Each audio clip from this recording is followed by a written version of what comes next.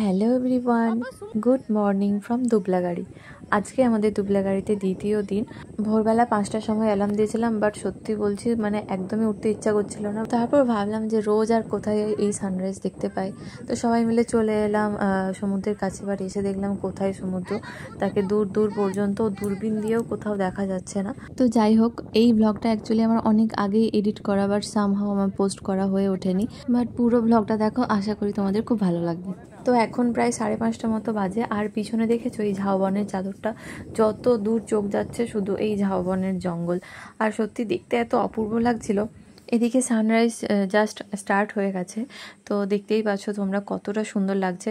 সামনে থেকে দেখে অনেক বেশি সুন্দর লাগছিল। ফোনের মধ্যে সব কিছু ক্যাপচার করা যায় না, যেটা আমরা চোখে দেখি সেটা কিন্তু বেস্ট। চোখের মতো ভালো ক্যামেরা আর হয় না।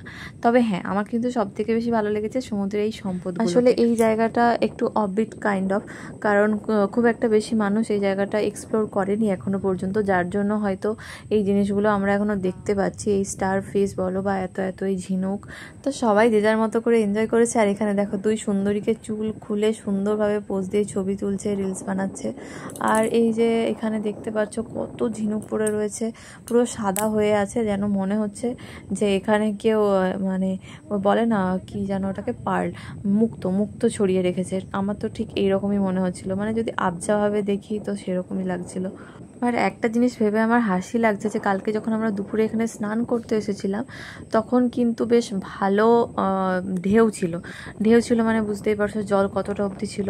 তো যেখানে এখন আমরা দাঁড়িয়ে আছি ওইখান অবধি যেতেও কালকে আমরা দুপুরবেলা ভয় পাচ্ছিলাম। আর এদিকে দেখো মামনি কী সব নিয়ে এসেছে, শাঁখের মতো দেখতে ঝিনুক কুড়িয়ে নিয়ে এসেছে, আর আমরা এদিকে ফোন নিয়েই ব্যস্ত। মাঝে মাঝে ভাবি মা যে বলতো যে তোরা ফোনের মধ্যে ঢুকে পড়ো, সত্যিই আমরা ফোনের মধ্যে যে ঢুকেছি এখনো পর্যন্ত আর বেরোতেই পারলাম না।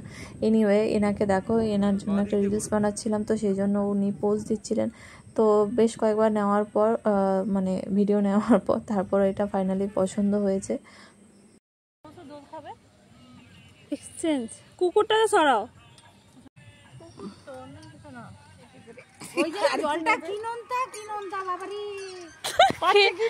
মামি আবার টেস্ট করে দেখেছে। বাবা হিরোইনকে দেখো না,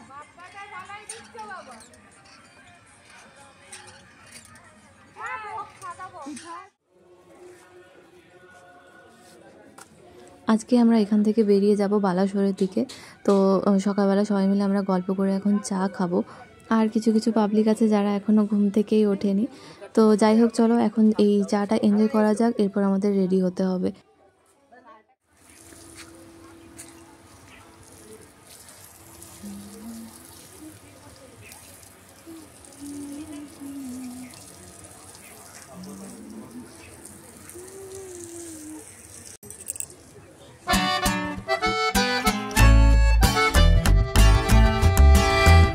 দেখি পরে দেখাও, পরে দেখাও দেখি কেমন লাগছে।